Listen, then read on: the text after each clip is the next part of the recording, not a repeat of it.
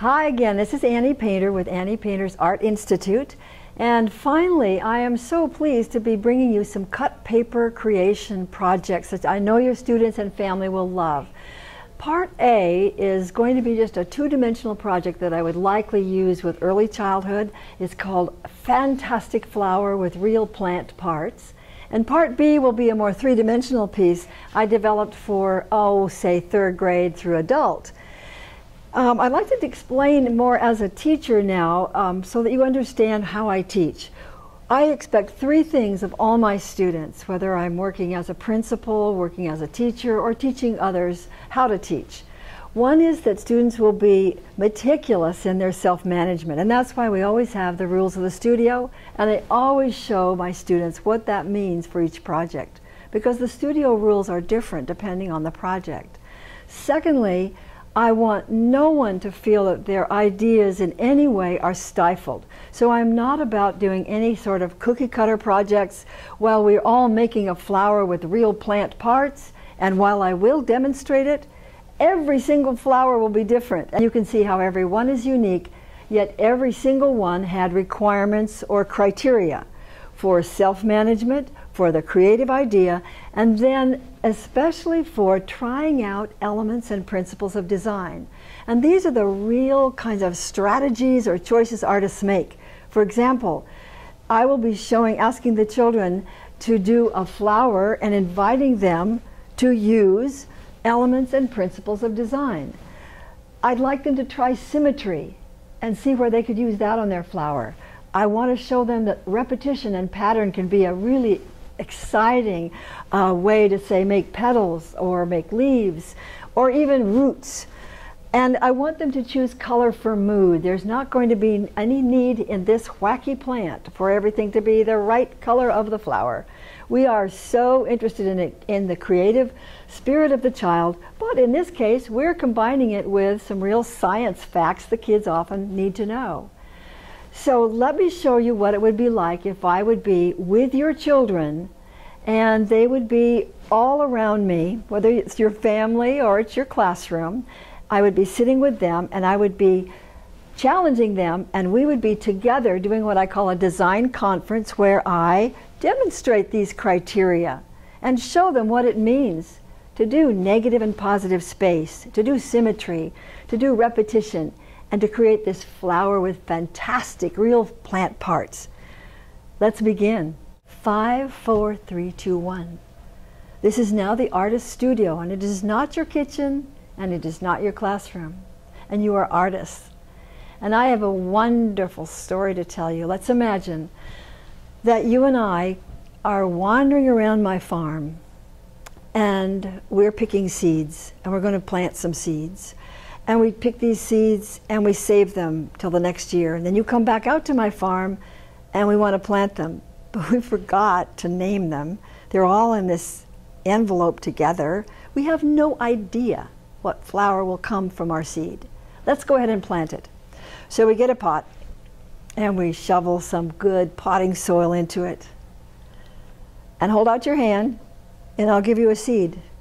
Who knows what that seed can do?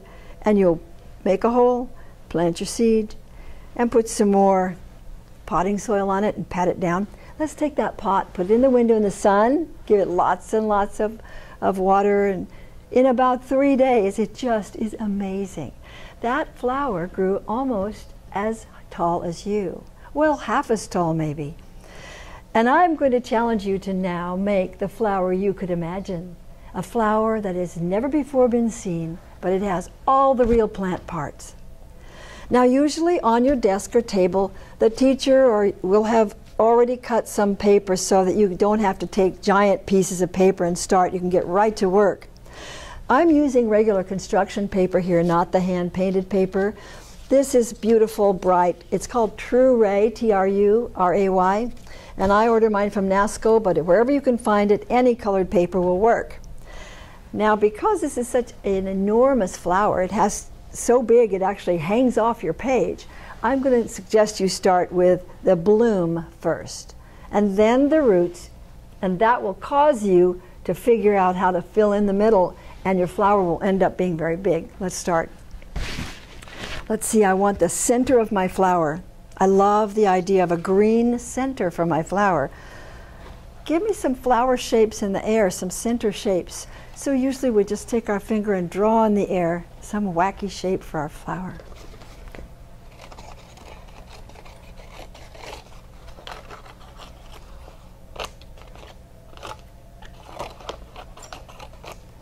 Not bad.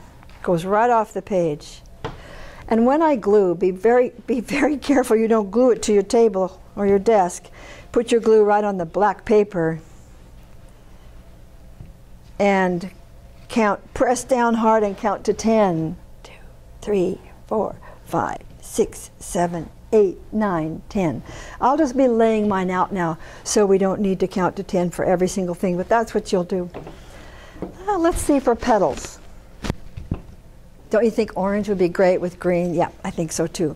Now for petals, any shape will work. You can have some amazing petals like the flowers over here that are many, like dozens and dozens and dozens of little petals, kind of spiny ones, or beautiful big flowing ones like the pink ones behind me, or tiny ones like this, the little poppy shapes.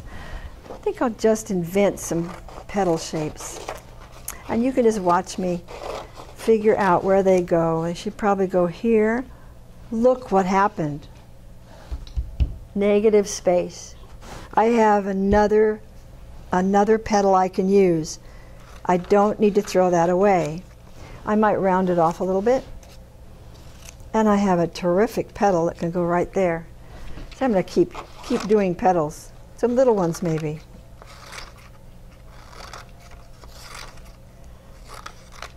Now these three are quite a bit alike. They're repetition, repeats.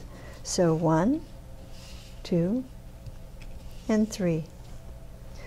And 1, 2, 3. So I get 6 for cutting 3. And this one can go here. This one kind of fell apart, but I could still use it. I want some more bigger ones. How about adding a yellow?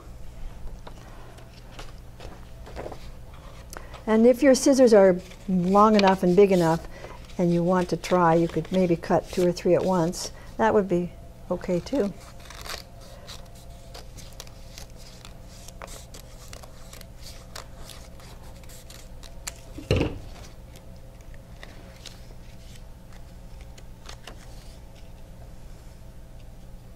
I'm liking that. Oh, I have some negative shapes here. I'm not sure. I think I'll save those for later. Something has to go on up here. I think I'll do some green leaves like this up here. Green petals, sorry.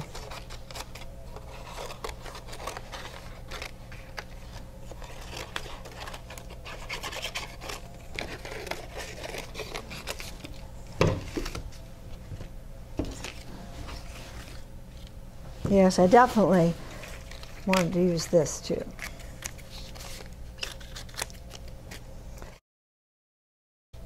There we are. That's not a bad bloom, but it needs seeds. So give me some seed shapes in the air. I see circles. I can see things that look like kind of like ovals. And I think purple. I'll take a small piece here and cut a little bit off. And I love the idea of some big circle seeds. And we can really see those seeds.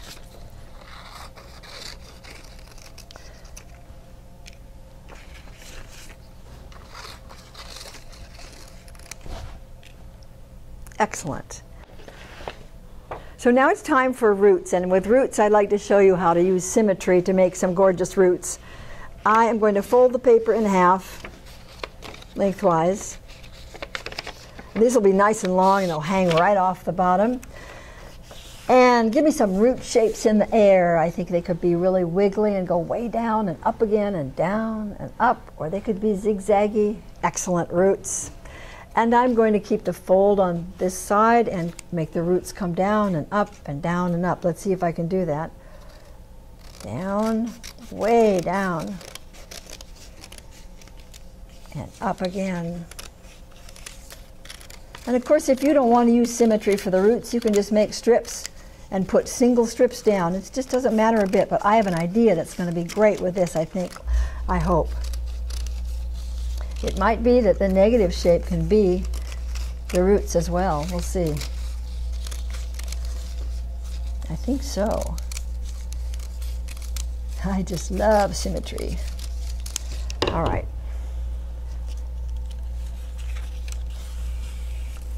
Clear off the table.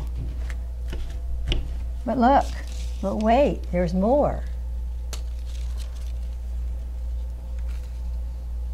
Yummy roots.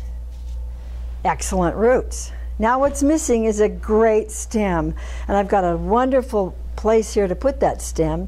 So let's have some stem shapes in the air. Maybe something really smooth for this guy, or maybe it's zigzag. Let's see. Probably I will use one of these that picks up the green there. And I think I will make it a line that's kind of smooth and soft. That's how we get a mood with our line. And you see how I'm using color in a very creative way. I'm just saying, what if I make this green? What if I make this purple? Uh-oh, too long. There's a good solution for that, right? And I have a branch. Put my roots over this. Lots of times artists like to lay things out, and then when they like it, they'll glue it down. And about halfway through the project, people ought to be starting to do their gluing, so it all gets glued down before you have to do something else. Now all I need is leaves. What do I have left over? Look here. Those could be leaves. I think they will.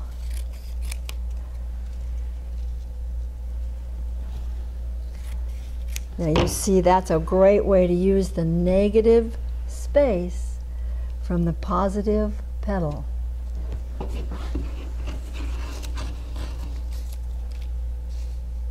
Now since I have time with this project and a little scrap left, it's kind of fun then to go back with some of the colors that you have and maybe decorate just a little bit more.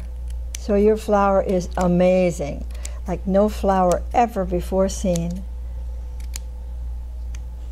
I'm going to finish this flower and ask you to have an incredibly colorful garden, and join me in part B, making a mask with mood and attitude.